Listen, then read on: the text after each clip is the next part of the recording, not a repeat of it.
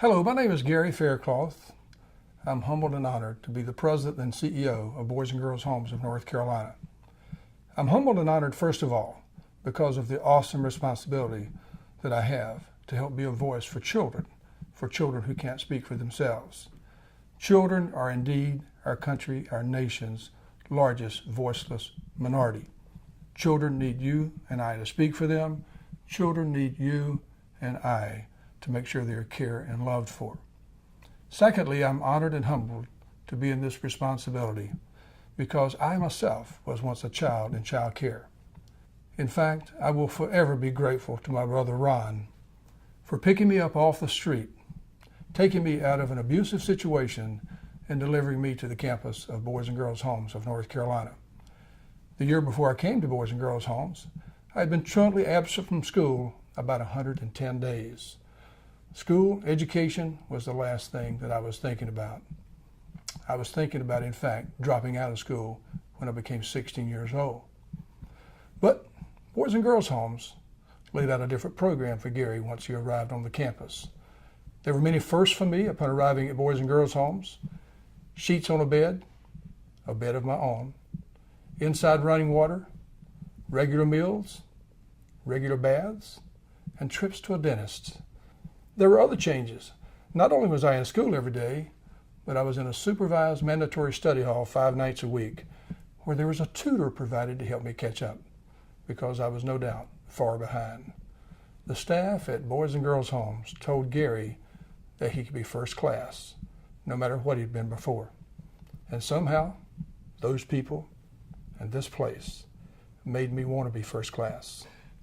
Boys and Girls Homes of North Carolina has one of the most unique beginnings probably of any nonprofit child care organization. We've been blessed with a very special relationship with civic clubs. Our founder, Mr. A.D. Peacock, was a Lion. And Mr. Peacock, recognizing the need to help children who are on the street, one day presented a program to the Whiteville Civitan Club, a program showing need for children.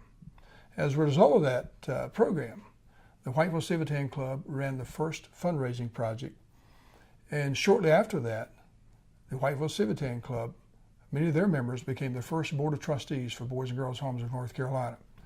In 1958, the Civitans built the first cottage for children on our Lake Waccamaw campus.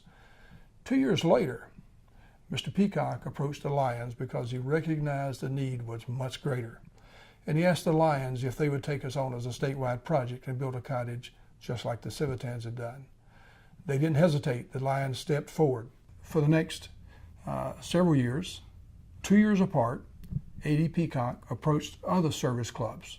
After the Lions, there was the J.C. Cottage, which would have been in 1962, then the Kiwanis Cottage in 1964, the Rotary Cottage in 1966, and the Optimist Cottage in 1968. That rounded out 100 kids in our program in 1968. The first 5 cottages housing 16 children, providing a home for 16 children each, and the last cottage being built by the Optimists added an extra bedroom for 100 boys on the campus. 100 was the first vision. After the first boys' cottages were built, individuals got involved. The Stangos and the Wakefields, and built cottages for girls on our campus. And once girls' cottages were built on the campus here at Lake Waccamaw, then the women's clubs got involved. So the North Carolina General Federation of Women's Clubs got involved and began to support our programs. So we've been blessed with a very, very unique relationship with civic clubs over the years. In addition to building those cottages, the civic clubs, all those groups, adopted us as a statewide project and raised funds to support our program. I'd like to take this opportunity to share a special thank you to all of our civic club friends who have made all this happen for children, but even beyond the civic clubs. Individuals, corporations, and foundations, without you folks, we would not be here today. The need was indeed great in the beginning, but it saddens me to report that the need is even greater today. Let me contrast that. Let me tell you what I mean.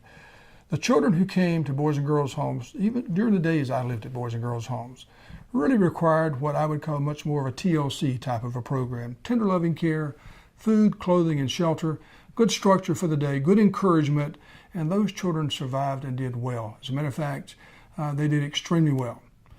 But the children who are coming to us today, because of the severity of their abuse, because of the massiveness of the abuse, from physical, emotional, mental, and sexual abuse that's taken place most oftentimes in their own families. 70% of the time, children are abused within their own families. Those children coming to us need a much more special program. You know, an example, used to be in our program, we would have a coach on the campus, and we had great athletic programs. And he was a PE graduate and did a great job with our kids.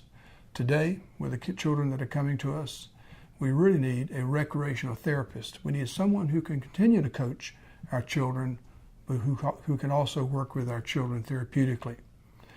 The children who are coming to us today, 90% of them are in counseling.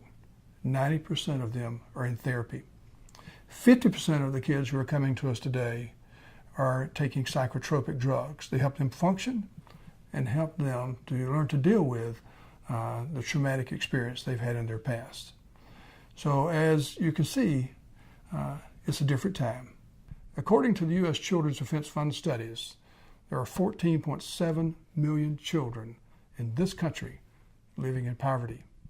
It is estimated that it costs you and I and all of us as taxpayers about $500 billion each year in lost productivity, poor health, and increased crime. Every 18 minutes, a child is arrested in this country. In fact, in North Carolina last year, 44,700 children were arrested. 91 children last year in North Carolina were killed by firearms. 6 children last year committed suicide. Every 19 seconds, a child is abused and neglected, and every day, 4 children die from abuse. So yes, the need is greater than ever. And as a society, it would be good for us to learn from others who have done a great job of placing the importance and the welfare of children on a higher list of priority, such as an African tribe, the Maasai, among the most fabled and respected and feared tribes of Africa. Kasirian Injera, I'm sure you're wondering what that is. Kasirian Injera, which means, and how are the children? It is still the traditional greeting acknowledging the high value that the Maasai warriors place on the well-being of their children. Even a Maasai warrior who has no children, they will respond with the traditional greeting, all the children are well. All the children are well means society is well, that children are being taken care of, that the poor are being taken care of.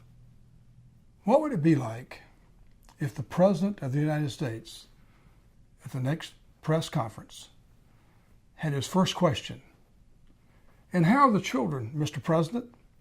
I wonder how our president could respond to how things are going with our children in this country.